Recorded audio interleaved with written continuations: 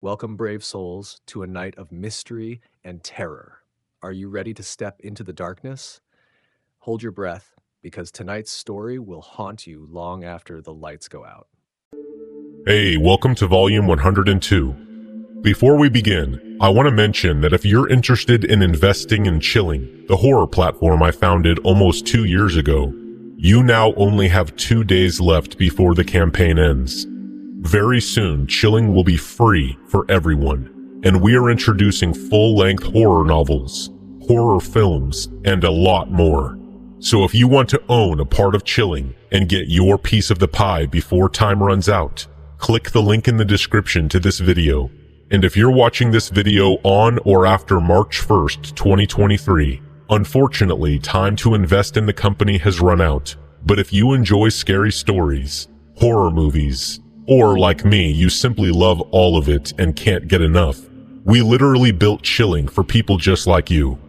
Again, Chilling will be free very soon, so click the link in the description to check out the cool stuff we have just released for you. And one more time, there is only 2 days left to invest, so don't miss out if you're interested. And last, as always, there's only 3 ads in this video after the first 3 stories. I get them out of the way quick so you can enjoy the rest of the video in peace. Thanks for being here, and I hope you enjoy the video. Now, let's begin.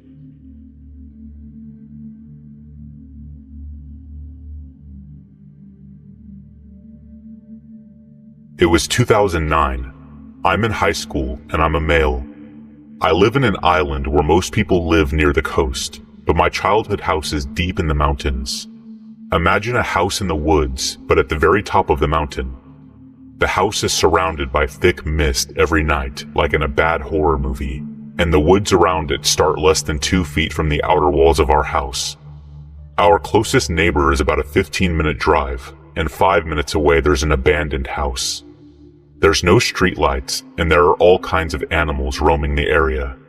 This is important to the story, because even though you couldn't see a group of 10 people hiding 1 meter away from you in the woods, you could hear absolutely everything up to a couple kilometers away. If we saw car lights or heard a car approaching, my family and I would turn off the lights and hide. I don't know why. Shy, antisocial, whatever you want to call it. I think that's enough to set my story up, but I'll add a little bit more detail that might be important. My house is small, but our family car was a good one. I don't know much about cars, but my dad always says that without a really good car, we wouldn't be able to go up and down the mountain we lived in. Also, there's currently 8 people living inside our house. This happened one night at about 11 p.m. So I'm at the dining table enjoying some cereal while I watch some anime, having the time of my life. The lights in the house were on, so nothing could be seen in the darkness outside. There's a window in front of me that faces the front of the house and the road. Something calls my attention, but I don't hear or see anything. Suddenly, I think I slightly see a human silhouette outside, but it's not moving. So I just ignore it as some effect of the lights in the house, or maybe my own reflection. More anime, more cereal. Then, I think I see something moving at the other side of the window, and this time, the silhouette is waving at me. I felt my heart jump out of my chest and I froze.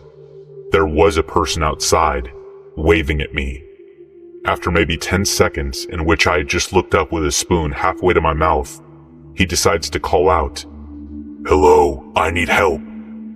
My parents hear him and approach the window, which made me sure I wasn't looking at a ghost. The man outside starts telling a story about how his car was stolen and he needs help. My parents are surprised that nobody heard his footsteps, so they whisper their theories among themselves. For the mysterious guy's story to be true, he had to have been mugged more than a mile away, gotten his car stolen, and then walked for half an hour in the dark through the woods, following the dim light of our house. My parents still decide to believe him, and they offer to call the police. Our visitor begs to say the stupidest thing he could have. "Don't call the police. I don't have a gun." My parents stay silent for a while. The guy outside knows that he messed up, but proceeds to make his request. Can I please get a ride downtown? My dad nervously chuckles and gives him an excuse. He mentions the time, the fact that he felt the guy was lying and that he had already called the police. This is when my favorite part of the story begins. I stand up from the table, shaking. I go to a closet, and even though I can't see the guy's face, I know he's following my actions. I grab 2 machetes that are half my size and run to the other room. I was terrified, and looking back, I probably took away the only weapons my parents could have used to protect themselves in case of an altercation. I opened a door to the room where my siblings and I sleep, and they were watching some silly show. My sisters are loud, and my younger brothers are 4 years old, 7 years old, and 9 years old, so their laughs are angelical by day and demonic by night. I signal at them to shut up, and they do so, joining me and my parents in our fear. There's silence, and then suddenly we hear the guy say, "It's okay if you can't help me. I'll go to the next house." My dad replies, "There's no next house. You should wait for the police here." "I don't need the police. I'm good." This goes back and forth. The guy is now in good shape to walk an hour down the mountain to reach downtown. My dad offers a rusty metal tricycle from our porch so that he can go downtown, as a joke. The guy accepts this offer and grabs the tricycle. I assume he just wanted to leave with something. This tricycle is 20 years old, and it definitely doesn't work. And this guy definitely wouldn't be able to ride it even if it did. We hear the screeching of the tricycle for a couple seconds as the stranger struggled to be able to ride it and then stopped not too far away from the house. It seemed like he stopped, and we didn't hear any footsteps that indicated the guy had left. After trying to identify if he was still in sight, to no avail, my dad calls the police. We wait in silence, looking at the road from the front windows. 15 minutes later, the police finally arrive, and as soon as the red and blue lights show up, they illuminate the entire road up to the abandoned house. The tricycle is sitting by itself on the road not too far away. The police claim not seeing anyone on the road, so they just took a look at the woods with a flashlight and called it a night. The cops were clearly freaked out by the eerie look of our house and did not stay more than 5 minutes. Nothing else happened that night. I slept with 2 machetes under my bed, which I remember angered one of my sisters. We have no idea who this person was. No carjackings were reported the next day, and even though a lot of weird things happen around my house, we never saw this guy again. It's pretty obvious he was up to no good, but there were a few things that we could never understand. Where did he come from? Where did he go? If his story was true, he had the worst luck in the world. I think the situation was interesting because I think about his point of view and our horror night turns a bit comical. I mean, imagine this. You go rob a house. Turns out the people inside speak calmly. There's a scrawny, seemingly mute kid that tries to be sneaky and grabbing some huge machetes and then hides somewhere in the darkness of the house. Then you hear children's laughter coming from a room and then absolute silence. I think we were lucky, but probably out-creeped this creep that night. I don't see any other reason for this guy to back out of his plans. The guy clearly had a gun and bad intentions, not to mention his ability to ninja walk through a forest where we even hear wildcats walking around. Also, no neighbors witnessed or heard anything. I am sure some other person would have told this story better, but I gave it a shot. Obviously, I hope I never see this guy again, even though I wouldn't know if I did, because I never saw his face.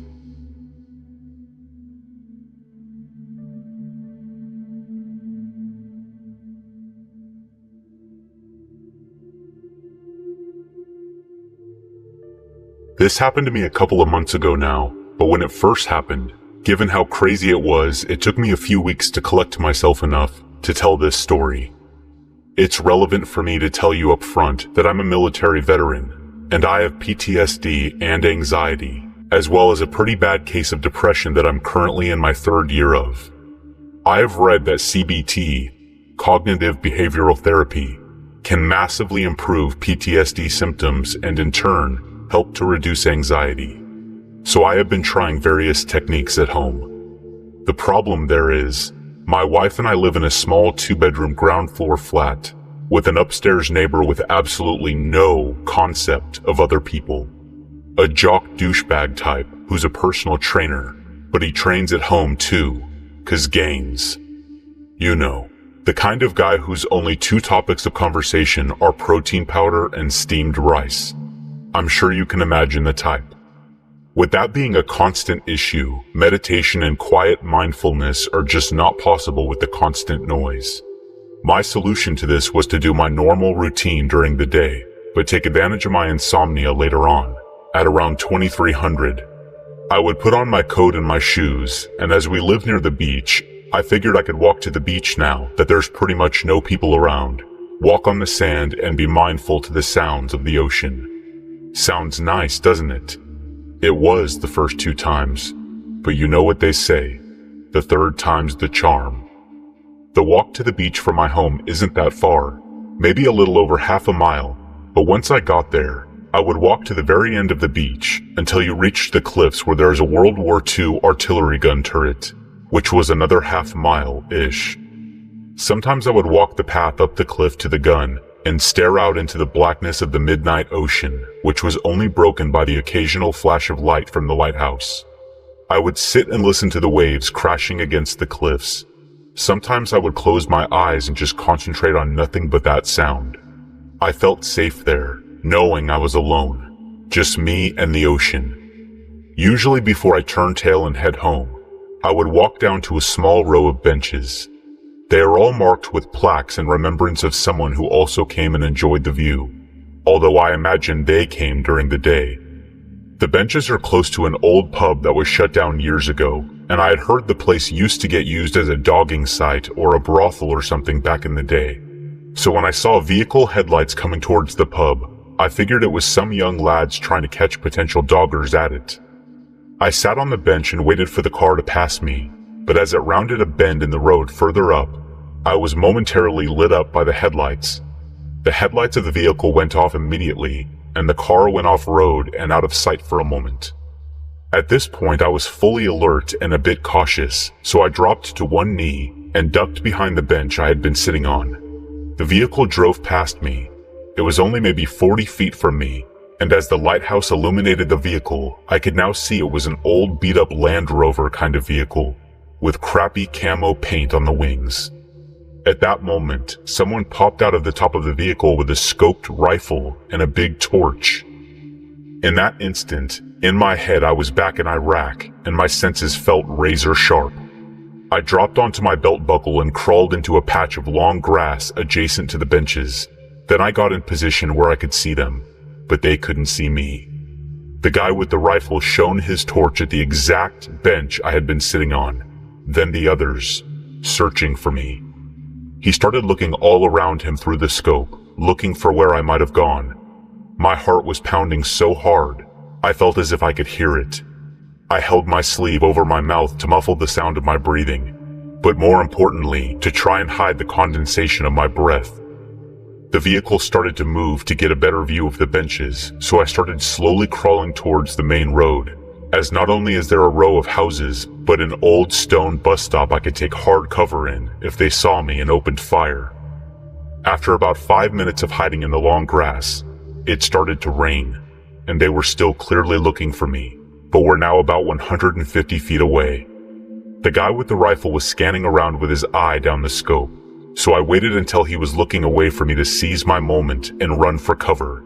I pushed my hands hard into the wet dirt to launch myself onto my feet. Then I sprinted towards the bus stop while throwing some zigs and zags in there, just in case they had seen me. Luckily they hadn't, and I was now far enough away that I could take out my phone and call the police. They were there with a riot van and a squad car in about 10 minutes, and as I was talking to the officers in the van, they spotted the gunner's vehicle and took off after them. The officers in the squad car stayed behind to talk to me. The rain was coming down in sheets by now. They asked me if I was absolutely sure it was a rifle, and I told them yes, I was 100%, no doubt in my mind at all. The officers both looked at each other and then one of them asked, "And what exactly is your experience with firearms?" I told them I was ex-Army and have seen my fair share of all kinds of firearms. They then asked me what I was doing there after midnight, which is a pretty fair question to be honest. I explained that quite ironically, I was taking a mindfulness walk to ease my PTSD symptoms. They were satisfied with that explanation, if not somewhat amused, and told me that the armed response unit was en route.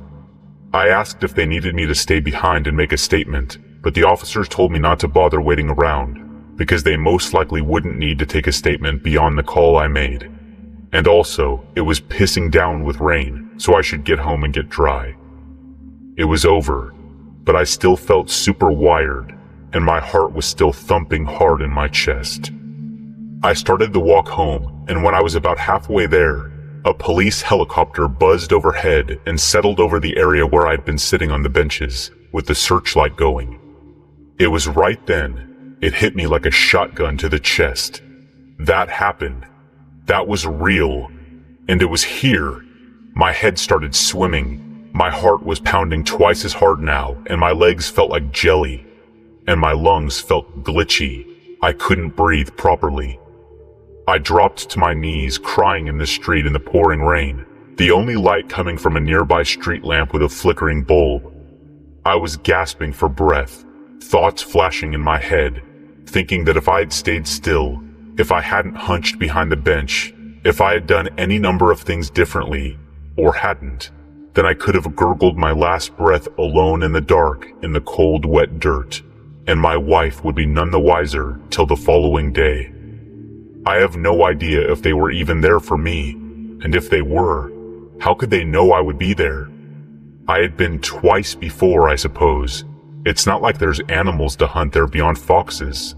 But why hunt foxes from a vehicle with a rifle and a torch at midnight? Anyway, I am not ashamed to say that that experience terrified me. I guess my army training helped me stay alert to stay hidden, but I don't really know. I don't go walking at night anymore, and I have the occasional nightmare about the whole thing.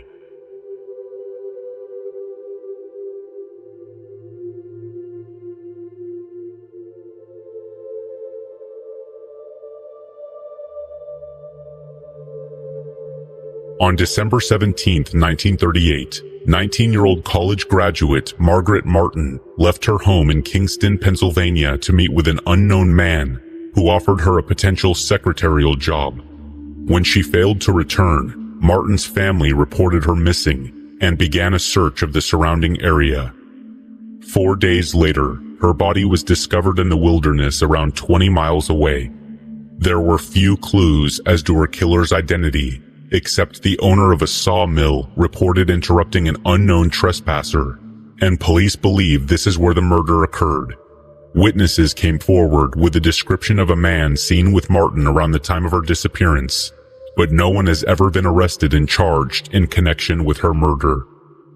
At the beginning of December 1938, Margaret Martin graduated with honors from Wilkes-Barre Business College, having attended classes to gain secretarial skills to find work as a stenographer. A former classmate, Betty Hopkins, described her as a shy, studious, friendly girl who had many friends, and she was well liked within the community of Kingston in Luzerne County, Pennsylvania. Her parents raised Margaret and her siblings as devout Catholics, and her father, John Martin, was a coal mine foreman and member of the local Democratic Committee. The Martins had 4 children, of which 19-year-old Margaret was the eldest, and included 17-year-old Mary, 15-year-old Helen, and 12-year-old Jack.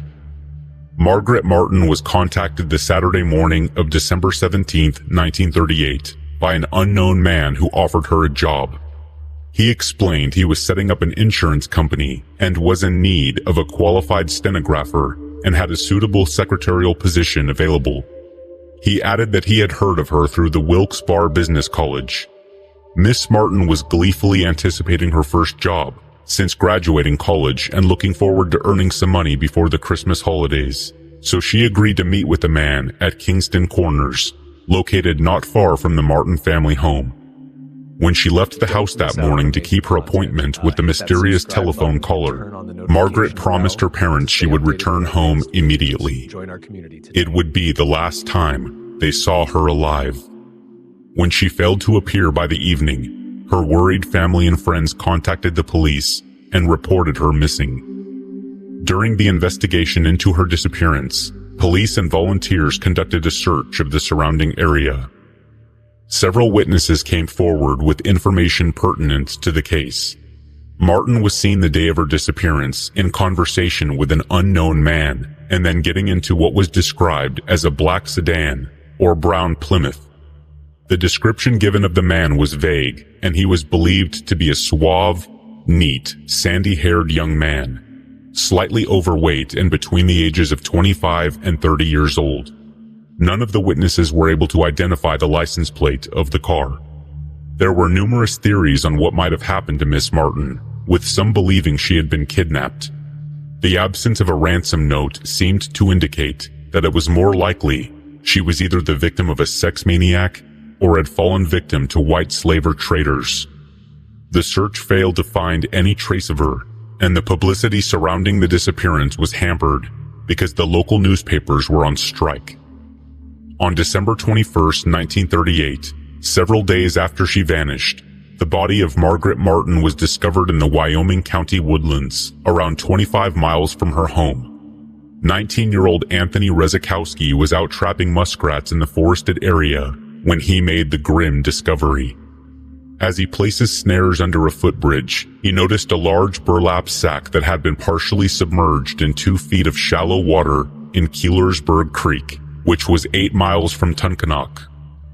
When he went to investigate further, he noticed the bag had been stitched with twine and one of the knots had slipped open, revealing a human arm. When he peeked inside, he saw the naked body of a young woman and immediately notified the police. It was soon identified as the body of Margaret Martin, and it was determined she had been dead for at least 24 hours.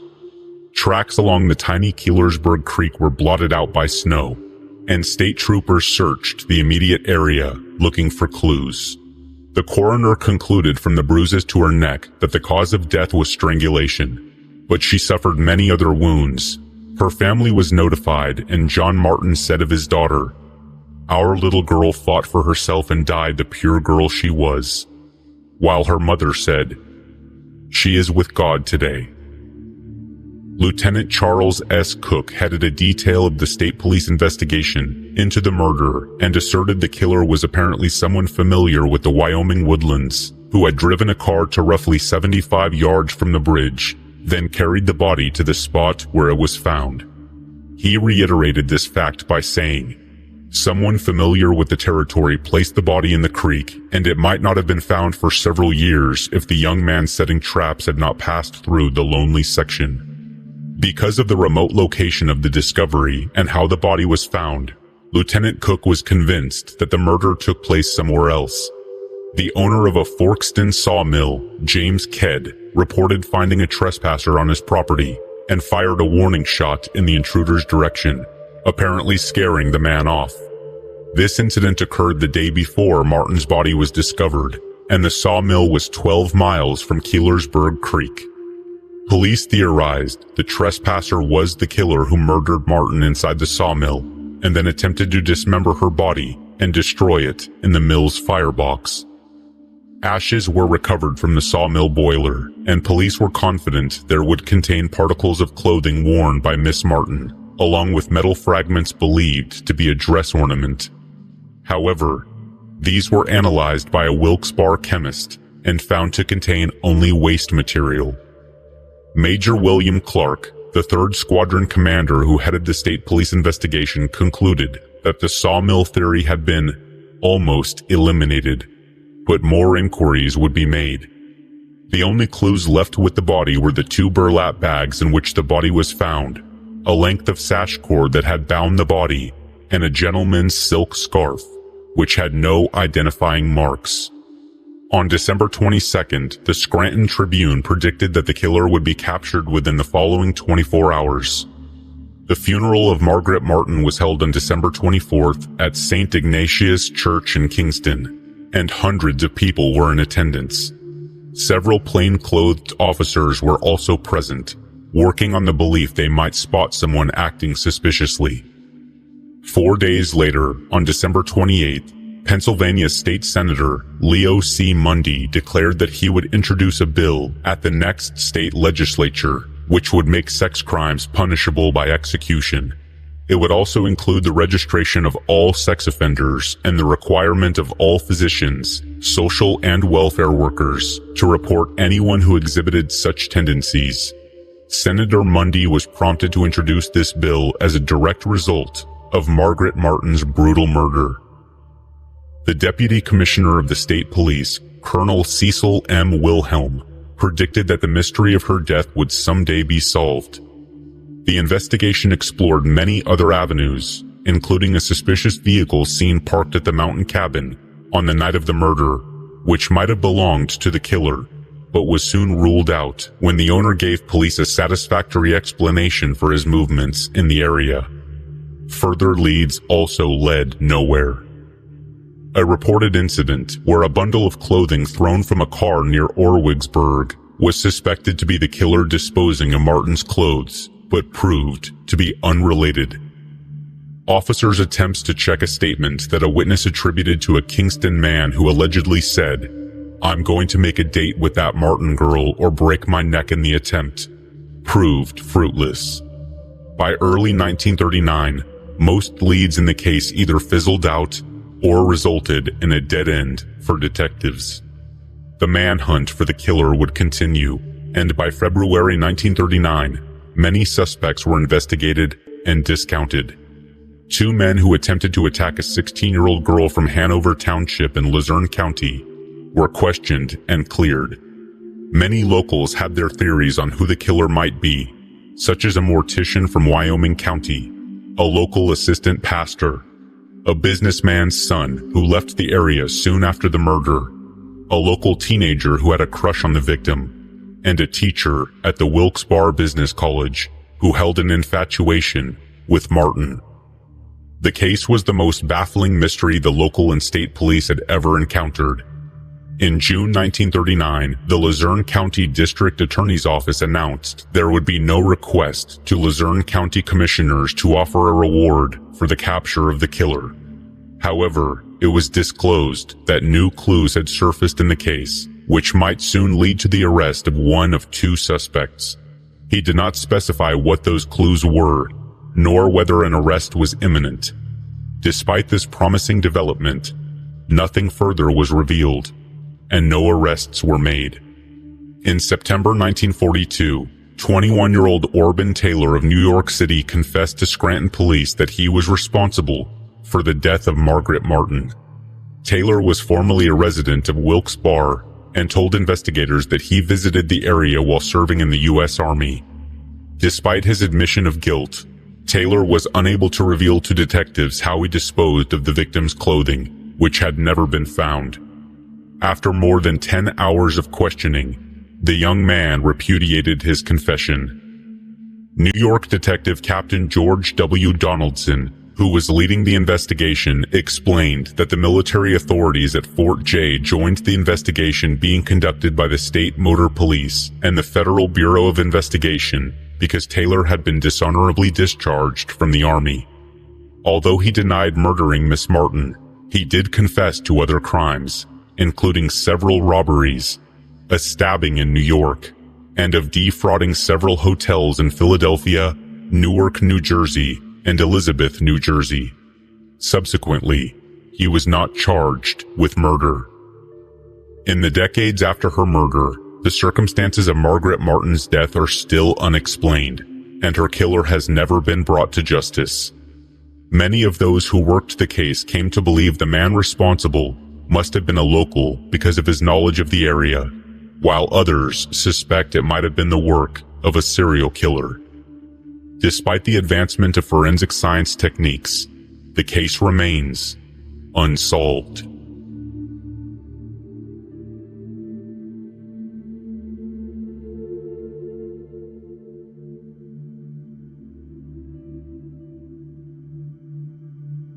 I work at a spa here in my hometown. and I had recently left work one night 2 months ago. When I had left that morning, I realized I was low on gas, but because I was in a hurry to get to work on time, I figured I would just get some after my shift instead. So I am driving on my way to get gas, and I remembered that a gas station was recently built near my neighborhood, literally right next to the turn into my neighborhood entrance. I was happy because it was on my traveling route home, and that meant not having to spend extra time driving. I have never been to this gas station. Like I said earlier, it's a new gas station, and I usually swing by the Wawa that's kinda close to my work because of how cheap their gas is compared to other gas stations.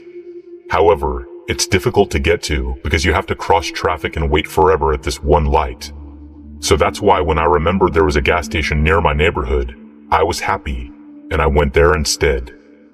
When I pulled into the place, I was looking towards their gas pumps, trying to decide which one I was going to pull up to. While driving by the entrance to the gas station, I could see out of my peripheral, a man was walking out of the gas station. He looked up at my car, and because I don't have any tint on my windows, I'm pretty sure he saw me. Whatever, no big deal, I thought.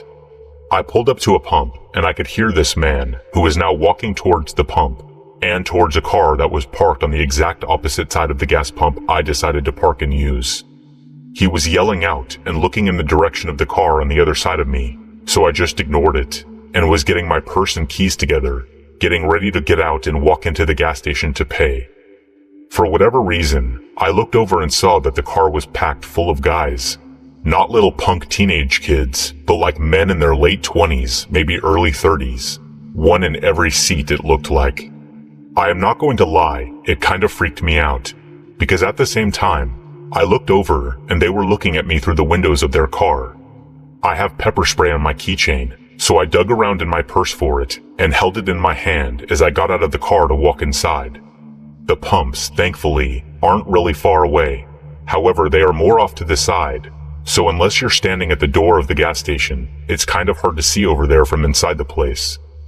I got out of my car and began to walk. Not even a few steps in, I heard them start their car up, and I was relieved because I figured they were leaving and all would be well.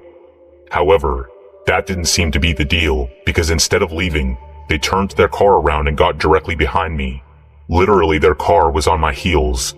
If they had pressed the gas pedal, they would have ran over me and flattened me like a pancake. I instantly went on red alert mode and realized I was almost to the entrance, and I was definitely within eyesight now if anyone was inside. But by the looks of the parking lot, there wasn't. My nerves got the best of me, and even though I had pepper spray, I ended up doing the weird little awkward jog fast walk inside the store, desperate to put some space between us.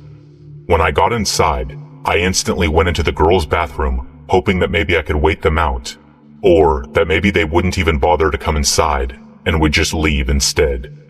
I stayed in there for maybe 3 to 5 minutes. When I decided to finally leave the bathroom and pay for my gas, I realized that there were people inside the gas station now. With a quick glance, none of the faces looked like the ones I saw in the car, so I walked up to the register to take my place in line, just wanting to finally be home. After a few minutes, I'm almost to the register. I am second in line to be exact, and I'm looking around at all of the items on the counter, and in doing so, I notice a guy standing behind the line off to the side against the wall. He just happened to put his head down like he was looking at the floor at the same moment I noticed him, so I couldn't see his face to know for sure if it was one of the guys from the car. I looked back at the register and realize it's my turn to check out. I walk up and pay for my gas, and in the process of putting my debit card back in my wallet, I see that guy who was against the wall begin to walk to the door, but he's doing it really dramatic, almost like he's trying to time it out just right so that he can be next to me while I'm walking out the door. At the thought of this and realizing I was holding up the line by not moving, I did some quick thinking and began to walk towards the door.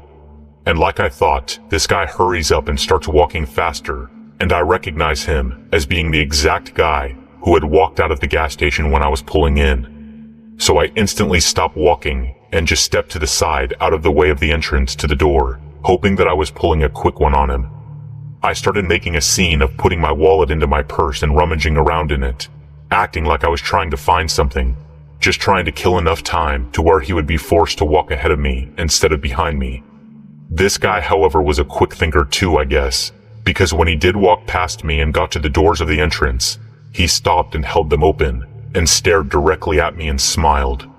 This smile gave me chills instantly. Trying to think of what to do, I look at him and for some stupid reason smile back, and he smiles even wider. I instantly hate myself for being that dumb girl who doesn't just flick guys off or curse at them or something whenever they think they are dealing with a creep. So I'm staring at him, realizing I have to make a move at some point, and I look past him and realize the car full of guys is now parked right in front of the store. Lights on, car running, and with one of the backseat doors wide open. By now I'm freaking out internally, and even though this feels like hours, it's actually all going down in the matter of minutes. I looked behind me towards the register, hoping someone would be paying and leaving. Thankfully, that exact thing happened right then. A man started walking towards the door, and when he walked by me, I walked with him and made sure to get on the side that was opposite of the man standing at the doors, holding them open. The second I got outside, I made a quick right because I saw that there were more cars parked on that side and ran between them towards my car. I hurried and unlocked my car and got inside and locked the doors and waited. I just had a feeling it wasn't going to be that easy. I was right. The car of guys had reversed and was heading towards my gas pump. I am still the only one there actually getting gas, remind you. So I instantly hit the lock for car doors again, just to make sure they are good and locked. The car slows down as it's driving past me and gets a little in front of me and just stops. I am frozen with fear at this point. I think about calling someone, but I don't really care for dealing with the police due to my history with them. And I knew my friends couldn't do anything to help me, but panic with me, which probably wouldn't have helped. I decided I was just going to sit inside my car and wait them out. I would have died in that car from lack of oxygen before I got out or left. I didn't want to leave because I had already prepaid for my gas, and I didn't want them following me either. Finally, after about 10 to 15 minutes, they finally drove off. Windows rolled down, calling me all kinds of provocative names. I sat in my car for another 10 minutes just to be safe, before getting out and hurrying to pump my gas. When I got home, I called a friend who lives in my neighborhood also. I told them what happened, and that if they go to that gas station at night, to be careful. She replied back, saying how she's heard from other people in the neighborhood that for whatever reason, a lot of sketchy people seem to hang around there at night. Sometimes, even when the gas station is closed for the night, you can drive by there and see a group of guys hanging around the gas pumps for whatever sketchy reason. To the car full of creepy men, whatever your intentions were, I don't wish to know. I did go back to the gas station a few days later one morning to speak to the owner. I explained the situation, gave them the best description I could of the man I saw inside the store, and the make of the car and color. I haven't been back though to see if it's happened to anyone else, or if they caught them. I honestly probably never will.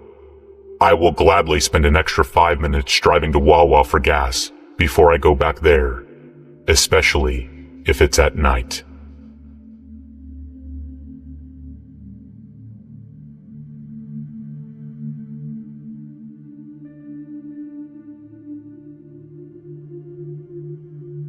So me, my father, and my brother moved into my house around 6 years ago.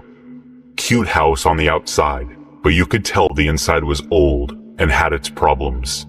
Windows would shake when you slammed the front door, which you had to do. There was no heat, old carpets, doors hanging on by threads. Most people would pass the house up because of how poor the conditions were. But because my dad doesn't even lock his doors, safety was of little importance to him. Yeah, I know. Perfect setup to this story. A quarter of the backyard was actually a little motorcycle shop. The house used to be owned by the Hells Angels in the 80s, and you could tell that the shop housed planted weed and was the spot to sell drugs. I knew that many people probably knew of this house. It has rich history. I can't exactly pinpoint the first event, but I know that my quarter of the house freaked me out the most.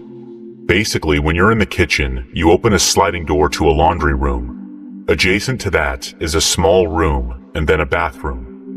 I want you to think long and hard about that setup. Hidden section of the house with a small room, immediate bathroom and laundry room. Gives me chills. Anyway, this was my quarter. Every night that I slept there, I was terrified. My room has 2 windows with no blinds, and every night I felt eyes watching me sleep. I am a natural hot body, so in the summer, my window is always open. One day, me and my brother were hanging out in my room after dark, and as clear as day, we heard someone burp outside my room. We both looked at each other like, "Did you just hear that?" And we both did. When I went to go look outside the window, I couldn't hear anything. If you're thinking of neighbors, don't waste your time. They live too far away to hear something like that so loud. Outside of my window, there is actually a crawl space under the house. Picture a little trap door, and if you pull off the piece of wood, you can easily shimmy under the house right outside my window. Night after night, I would hear footsteps outside, or small branches breaking with weight, though I never checked because my fear left me paralyzed. I would tell my dad, and he would say I'm just hearing ghosts or figments of my imagination. It was annoying, but it's my dad, so I know exactly how he is, and I should have known what to expect. I am really good with energy. I always have been. I can read a room even if my head was in my ass. Many times we would come home, and as soon as I opened the front door, I felt different energy. You only know what I mean if you know what I mean. Someone had been in the house, and I could feel it. They waltzed through here with no care of mind, and slipped out the back of God knows where. I would bellow out, "Hello? Is anyone here?" But no one would answer. I would run to every corner of the house and check for strangers, but never found one. I live in Canada. Everyone blazes here. I used to go outside to do it, but it just became unsafe. Before that happened, I would go smoke in the bike shop. I had a bong and bud and a lighter. One night, I thought I would go to bed, but leave the bong and bud in the shed because why take it out if I'm just coming back tomorrow? The next day, I came back to my weed gone and my bong used. You could tell as there was new resin on the bowl. This was my first confirmation that I wasn't actually going crazy and that everything I had been hearing or feeling was real. I grabbed my stuff and ran in the house. I never smoked outside again. Some days I would have to go to the shed to grab something of mine, and some days I would look into the black abyss that was the shed and shudder as my bones turned ice cold. Whoever was in the shed at the time had horrible, horrible energy. Just looking into the shed made me feel sick and lightheaded. You couldn't pay me money to go inside during those moments. Any item I've ever had that I cherished, I have lost here.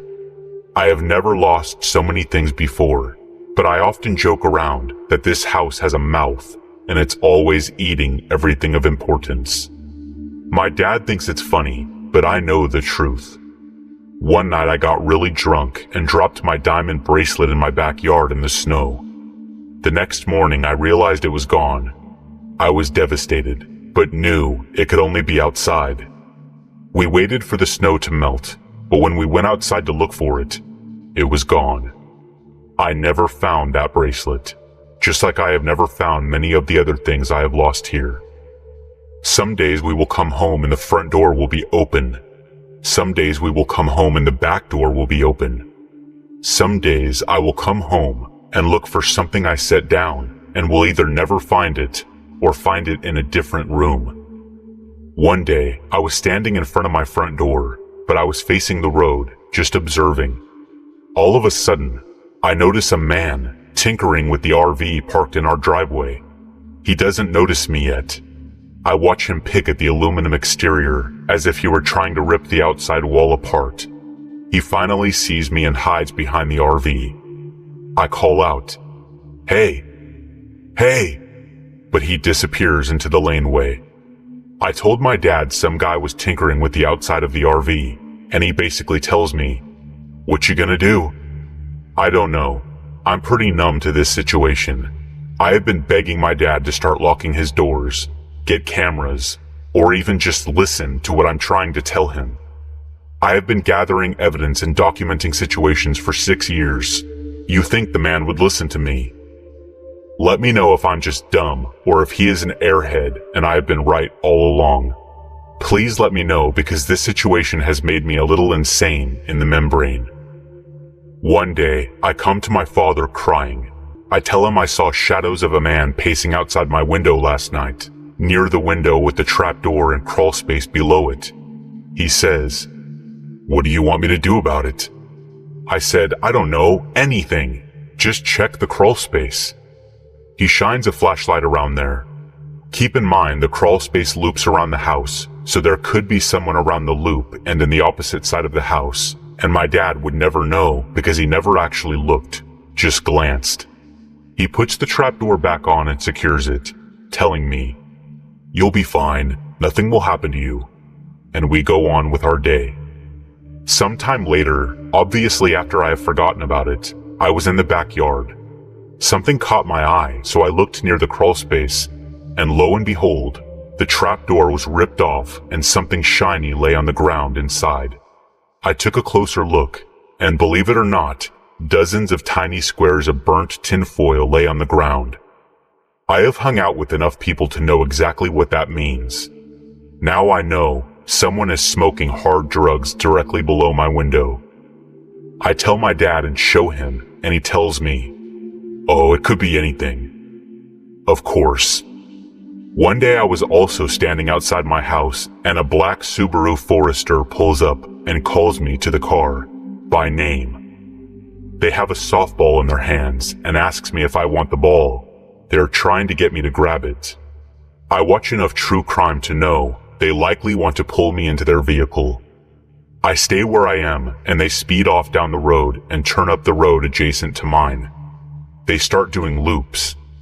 I tell my family about it, and my brother mentions he saw the same car go by earlier, twice, and that he noticed it because the back window was completely covered with duct tape. This went on for about a month. Cops were called, but they couldn't do anything because no crime was committed. Weeks go by, and my dad started to seem mad at me, but I could never pinpoint why. I guess he thought, with me always talking about someone being here that we don't know of, he assumed I was crazy and was actually doing drugs to become like that. I ask him why on earth he would think that, and he starts to lead me to the shed. He takes me to the very back corner of it, and what do you know? There's a cracked, straight tube glass pipe on the table. I can't believe that after everything that's happened, my dad would assume I am smoking crystal in the shed, rather than the obvious person or persons I have been noticing around here. Did I mention that my dad and brother hear sounds coming from the crawl space all the time, every night? Guess what they chalk it up to be? No, really, guess. Raccoons and pipes. What would you do? After 6 years of noticing someone squatting at your house, and 6 years of being told that you're crazy and nothing is actually happening, you start to get numb to new situations, and also start to actually believe that you are crazy. I know I'm not, but still, I just don't know what to do anymore.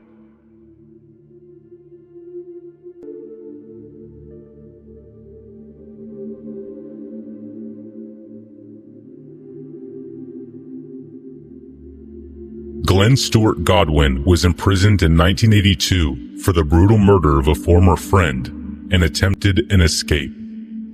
Transferred to Folsom Prison, Godwin planned another escape with help from the outside. Once free, he fled to Mexico, where he was again arrested. While in prison, he murdered another inmate and escaped again.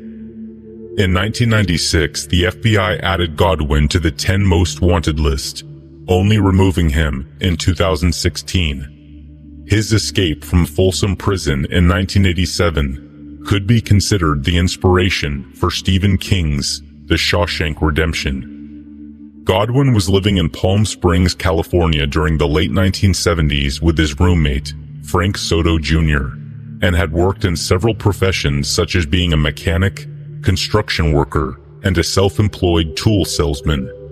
He had never had any criminal convictions, nor was he even known to the police until the autumn of 1980.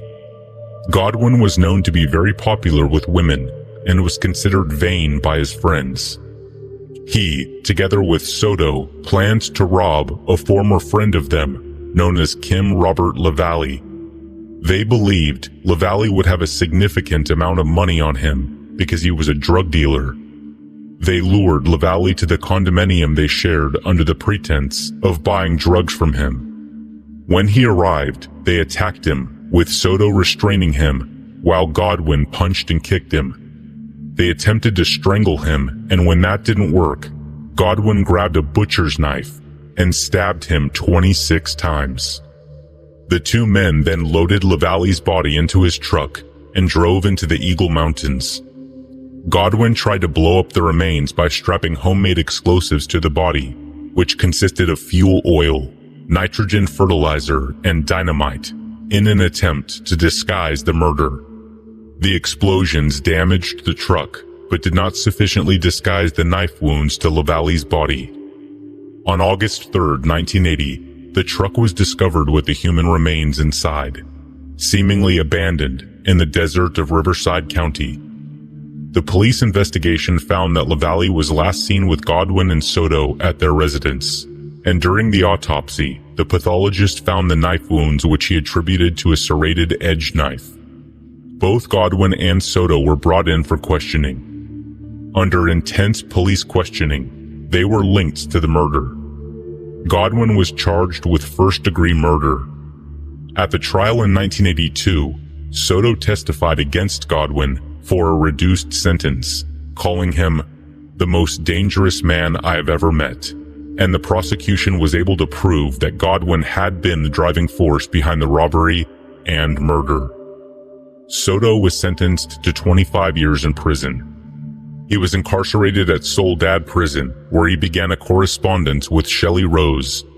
She started to visit him, and they began a relationship.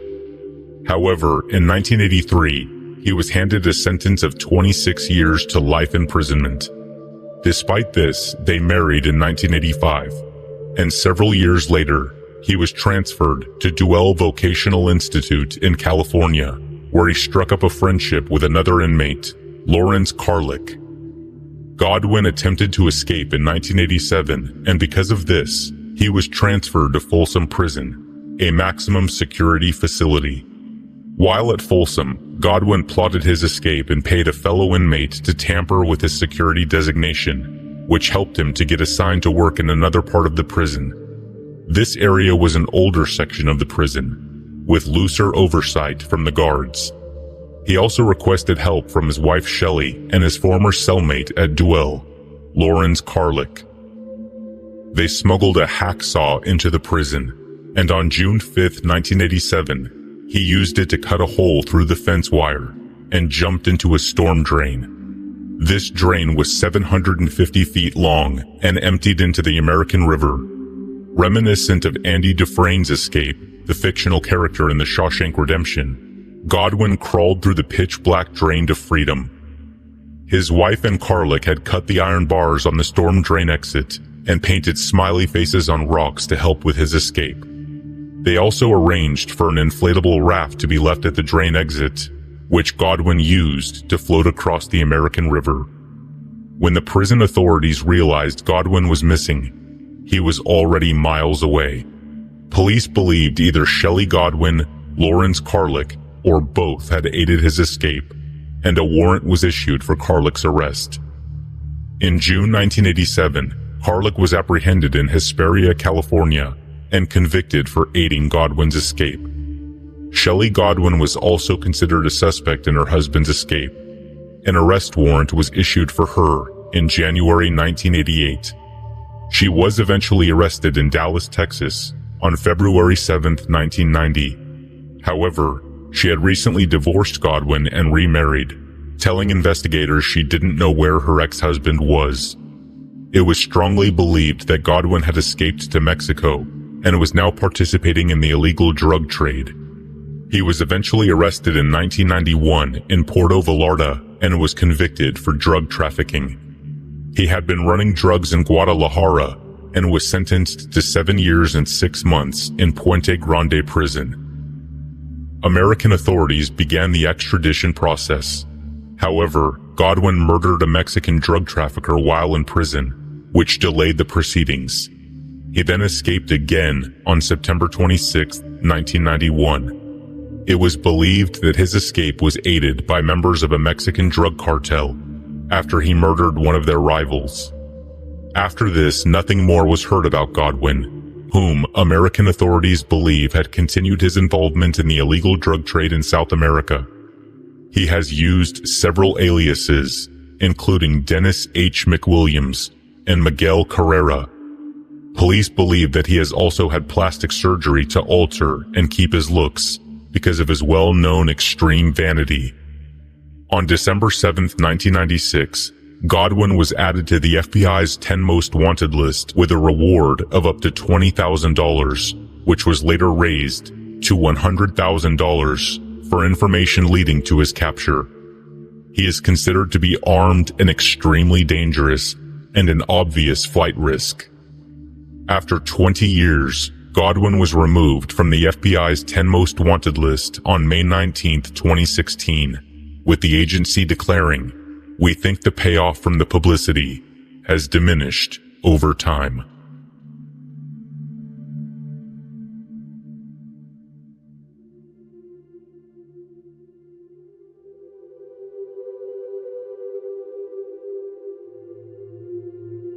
I'm a 20-year-old male.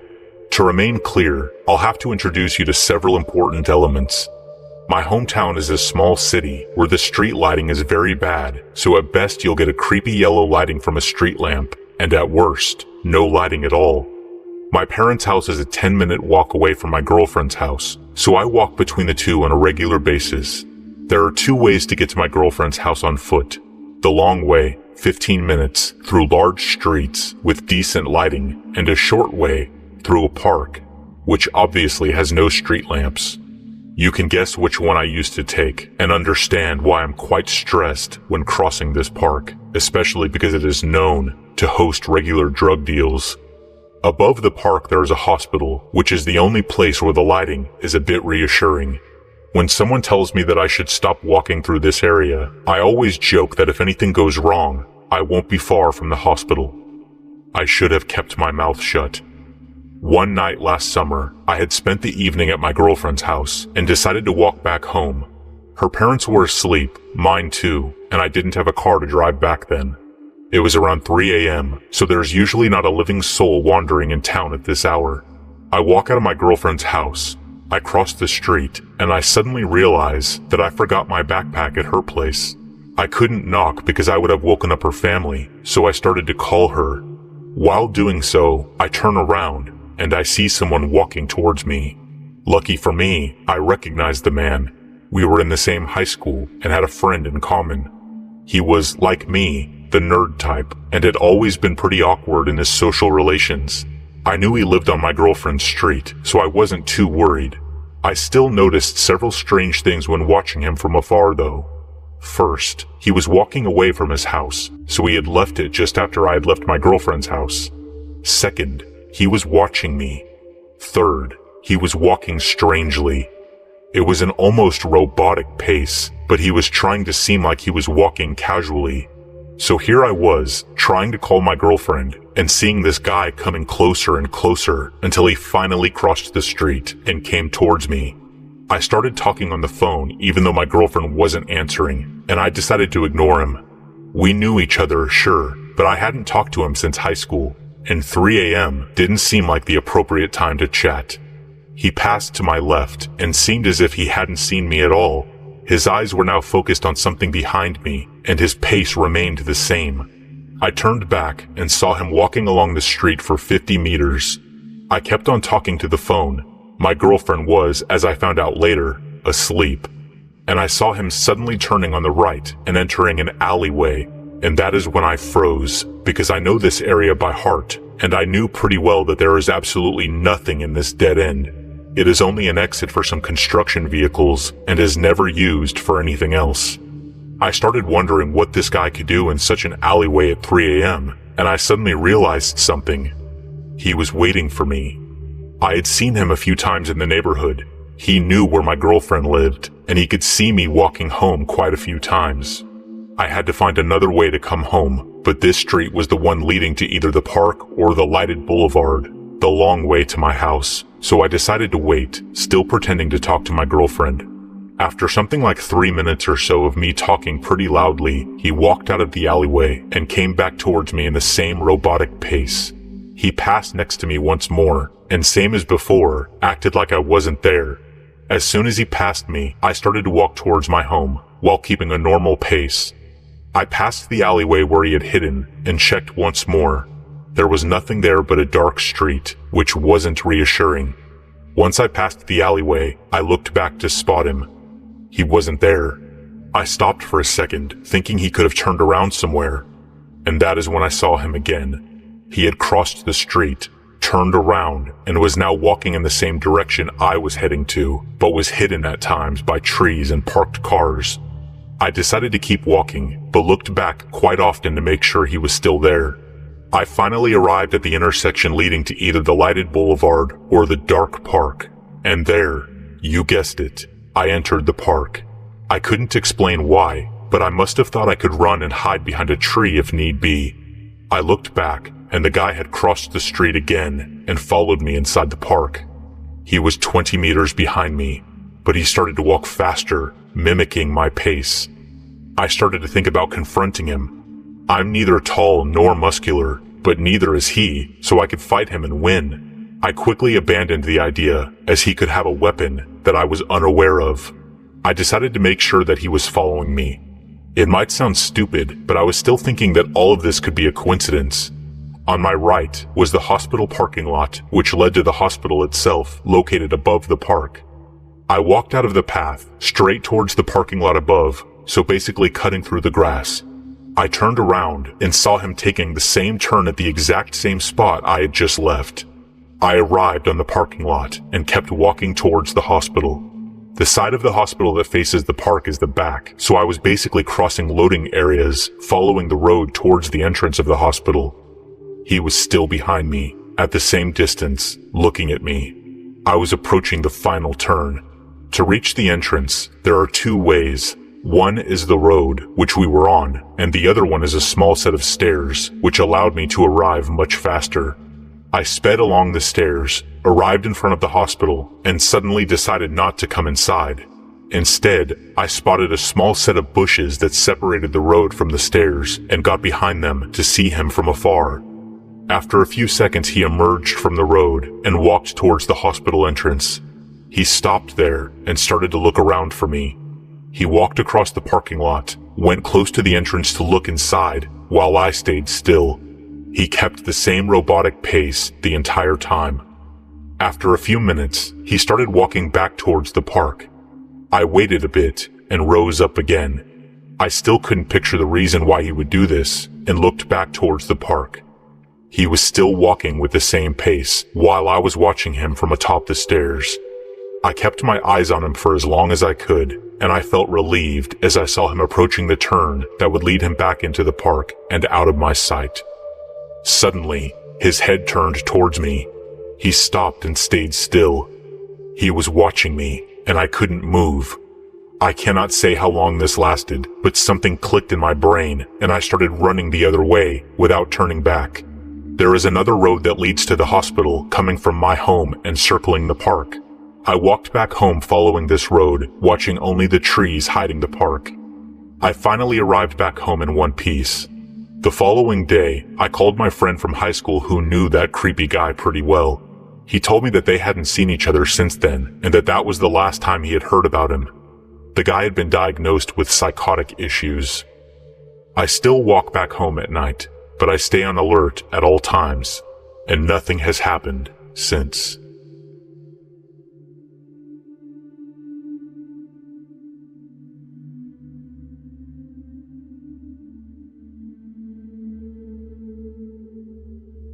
This happened to a friend of mine who lived in the same neighborhood as me when we were about 8 or 9 years old. My friend E and her family lived just a few houses down the street from mine. We lived in a neighborhood where almost everyone knew each other. The biggest worry we ever had was that some outsider would come into the neighborhood and cause trouble. Some people left their homes unlocked because we felt that safe. There was an incredibly nice family that lived directly across the street from E's house. A mom, a dad, a 16-year-old son, and their other mentally challenged son who was about 22 years old. I'll call him Tim. Tim was always home because he wasn't employed due to his disability, but his parents were working full-time and his brother had school. All day, every day, he would be outside waving and smiling at anyone who drove or walked by. Big smiles showing all his teeth and sometimes giggling, just out of pure excitement and happiness of interacting with other people, since he spent most of his time alone. He was not creepy at all. One day, E was sick and didn't go to school. Even though she was about 8 or 9 years old, E was allowed to stay home sick by herself. Plus, her mom was going to be home around 2 anyways, since she only worked part-time and the neighborhood was safe. E locked all the doors except the one that led into the garage.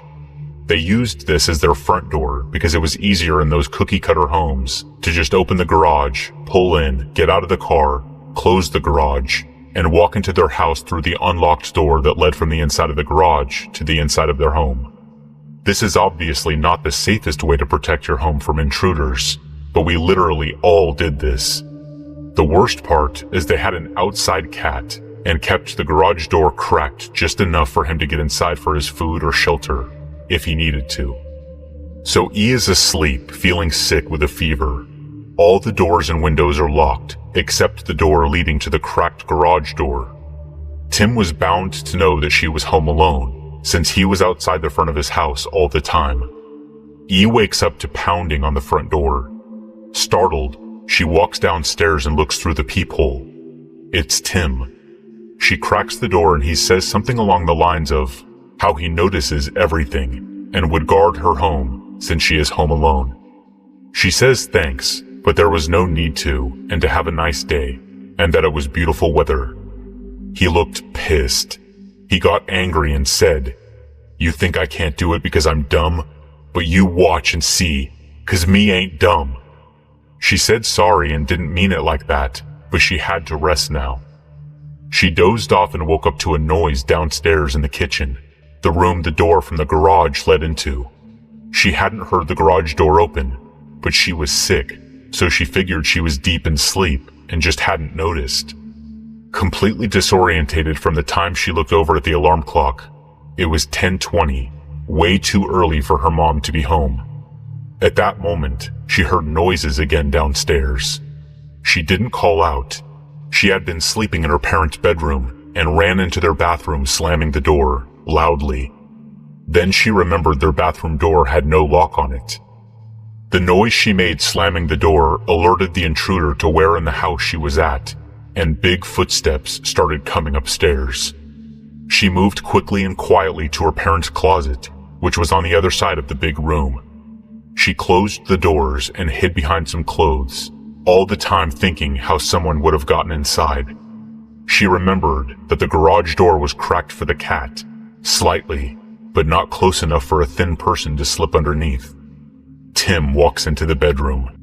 Tim is tall and thin. She can see him through the slatted closet doors. She sees him holding a knife and did everything she could to not scream. He quickly went to the master bathroom, where she was just moments before. These cookie-cutter houses only had about 3 floor plan layouts, so it wasn't hard for him to find. He looked inside the bathroom and didn't see her, then started making loud, throaty noises, like someone would do if they're frustrated and angry, while pacing the entire house. She stayed in the closet for hours, even after she heard him exit through the front door. She stayed until her mom got home. She was crying hysterically and told her mom what happened. Had she not been so upset, and had one of their kitchen knives had not been left by the front door, her mom might have blamed it on being delirious from a high fever, because nobody would expect Tim to do that. The police were called and an official report was filed. I am not sure if he had any charges pressed against him, because after she told me the story once, she refused to talk about it again. I overheard her parents a few times talking about the situation to my parents, but never heard what the consequences were. E was so traumatized she went to therapy afterwards for several years and still wouldn't talk to anyone about it because she didn't want to remember or relive the experience. We even moved to an apartment together years and years later for college purposes. She never talked about Tim. It was like he never existed, and I never asked. I noticed she always locked the door that led to the patio and balcony, even though we were on the 7th level, and always locked her bedroom door, onto which she added an additional lock. And when she locked all these doors and the windows, she always checked 3 times. Every single time. I often wonder if there was more to the story than what E told me. We were kids after all, and sometimes kids don't know how to explain things they don't understand. It is terrifying to think about what his intentions were, and if he perhaps did find E, and something else happened. As horrifying as the experience must have been for her, it made a huge statement in the neighborhood for everyone to be more careful. I will always make sure everything is locked.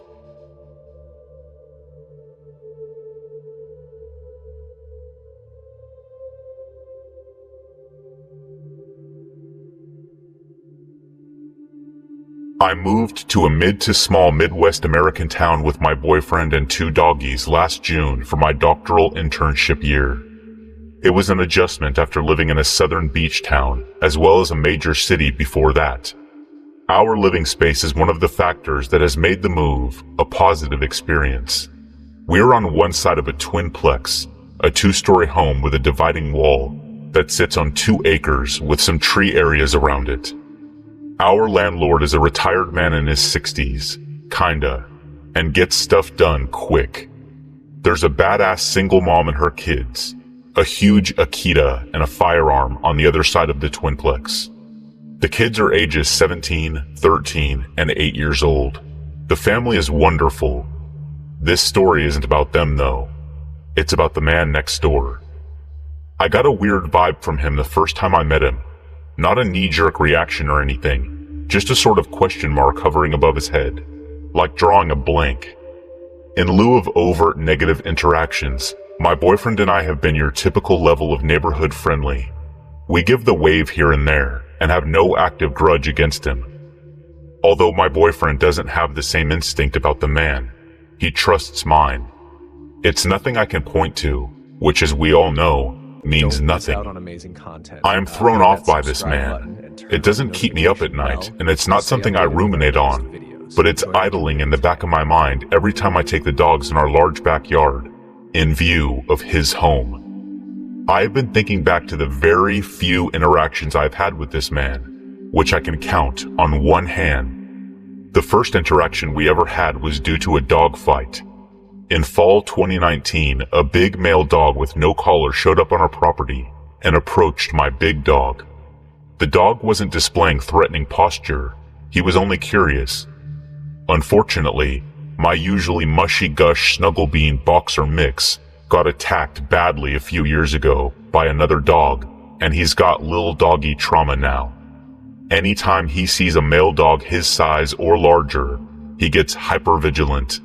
He misinterprets any wrong move as ready to attack, and attacks first. Think along the lines of a ready at any moment PTSD response in a soldier, on the fight side of the fight or flight freeze appease reaction. So, Big Dog didn't take kindly to this unidentified dog fella. He responded like you would expect, and went after him. I saw 2 men standing about 50 yards away, near the house in the yard next door. I assumed the uncollared dog belonged to one of them, and called out for them to help break it up and retrieve their dog. The 2 men ran over and broke it up. Meanwhile, I'm standing there hitting the dogs with my dog's leash, trying to stop them, vicious snarls and all, which I am 100% sure was as dumb looking as it was ineffective. The other dog ran off. For your peace of mind, by the way, that little sweetie is just fine. He escaped unscathed, aside from puncture wounds on his neck that required no veterinary action. So there I was, sobbing, thanking both of the men for breaking it up. It turned out it wasn't their dog after all. The neighbor said he had seen the dog around before and believes that he tends to get out, and he thinks he knows where the dog lives. They were kind and reassured me that my dog was in the right, in protective mode, and the other dog running up on the property was easily interpreted as a threat to him. The conversation was without incident. I thanked them and brought Big Dog back inside. Another interaction we had was a few months later, when the neighbor was in his yard, an appropriate distance away, and I was taking out Big Dog and Small Dog. Small Dog is a perma puppy-sized beagle. Trouble with a capital T, but disgustingly sweet and cute. Big Dog is well trained and can be off-leash in appropriate areas. No problem. My neighbor said hello and made conversation about how he's never sure if he's able to pet my dog because he always barks at him from our window. I assured him Big Dog is extremely friendly, not to worry. I also made an irritating mental note that the neighbor inquired about Big Dog's threat level, and I told him he's zero threat at all. I don't know about you, but my automatic reaction is to calm situations, make others comfortable, etc., and I have got a very high tolerance for odd behaviors. Overlooking odd behaviors is detrimental in these kinds of situations. I think it was normal conversation to ask if your neighbor's dog is friendly, right? A learning moment for next time, I guess. Aside from this, there was one time when we briefly spoke about how deer come through our backyards, and he puts out food for them, and other critters in a few feeders. I see him in his backyard sometimes, doing what I assume is normal yard stuff and critter feeding. I don't remember any other instances distinctly. This brings us to today. All morning and afternoon, I've been working on a scrapbooking project for my friend's 30th birthday that overlooks the back deck, large backyard, and the trees. My hot glue and I are minding our own business when all of a sudden, Big Dog starts growling and Small Dog started barking. Regular barks are usually squirrel or chipmunk alerts, but growls are for threats. I looked up and followed their gaze. There, in the trees on the border of our backyard, was my neighbor. He was barefoot and dressed in khaki shorts and a black shirt. He was fussing around near the ground in the middle of the tree-line area that separates our expanses of unfenced yards. I figured he was refilling one of the feeders for the animals or something, but I kept watching because of the back of my head question mark on this guy. Then, he moved. He was already flirting with the property line where he was initially standing. He walked further, several paces into our property, in fuller view of our back deck and sliding door. I watched silently. Because I'm an anxious gal, I do double-check my alert reactions to make sure I'm keeping my thought process relatively rational. For anyone who hasn't experienced anxiety, it's like having a jumpier needle than your average bear. I watched like this for a few seconds until he stopped moving. He halted on a patch of land a few paces beyond the property line, obscured by pine tree branches. All I could see was hips down. His knees were pointed at my window. While our yards are unfenced, there's an unspoken boundary neighbors don't cross here. It's a sloppy-looking star shape. There is a house at each point, and the expansive backyards are melded, converging into the center lawn. He had no business being in our area of the yard. There is nothing else to look at. It's our twinplex, and it's our side of the home, which begs the questions. Exactly what the hell are you doing, sir? Get your knees out of my trees. The best excuse I can come up with is that he was wistfully surveying his home and yard with the pride of a man who mows it himself. But that's a long shot. Doing anything resembling looking at his own home or yard would have required him to rotate his body more than 70 degrees to his left. I stood up in the middle of the room and approached the window so that he could see me looking out directly at him. Keeping him in my peripheral, I glanced around briefly to find my phone so I could take his picture, which I am happy for him to see me doing in broad daylight. I couldn't find it though, so I just watched. My body was stable, but I noticed my bones started shaking a little. I think I was having that behind-the-scenes brain acknowledgement that there was no other explanation for him to have been postured like that, facing toward me. After about 30 seconds, he casually walked back over to his side of the property and made what looked to me like a half-assed attempt to look like he was just picking a few things off of the ground, like you would do to clear a few pieces of litter. He paused in his yard, still obscured by the trees from the hips down. He was stationary. I walked to our bedroom to get a closer view out of our partially drawn blinds. In the 5 seconds it took to walk from the main room to our bedroom, he disappeared. I immediately called my boyfriend at work to let him know what's up. Even he agreed it was weird, and he's the polar opposite of dramatic versus understated. I walked out on my back deck in what would have been full view if he had still been outside, and knocked on my neighbor's sliding glass door overlooking the deck. I told her what I noticed, and we agreed. It was weird. She asked if Big or Small Dog reacted negatively to the neighbor, and I said no. She agreed it was weird, and we're both on the lookout now. We both went outside and blatantly stood where he was standing to get a look at the view. It was a clear shot to our window. I noticed it was dark inside my home, so even though I was standing in plain sight and staring at him, he likely wouldn't have seen it. I texted my landlord next, and he doesn't know the man at all. My landlord's mother-in-law lived in this space before us, and she hadn't mentioned anything. He was quick and responsive, and encouraged me to call our sheriff's office. I touched base with my boyfriend again, too. I asked him about Big Dog's reaction to the neighbor, just to be sure, and that's when I found out I was wrong. Apparently, my boyfriend noticed Big Dog growls at this neighbor, hair up, every time he sees him. No one else. Only him. As far as I'm concerned, 3 strikes you're out, baby. My weird feeling, my dog repeatedly growling, and knees in my trees. I have my eyeballs trained straight on you. Don't try it again.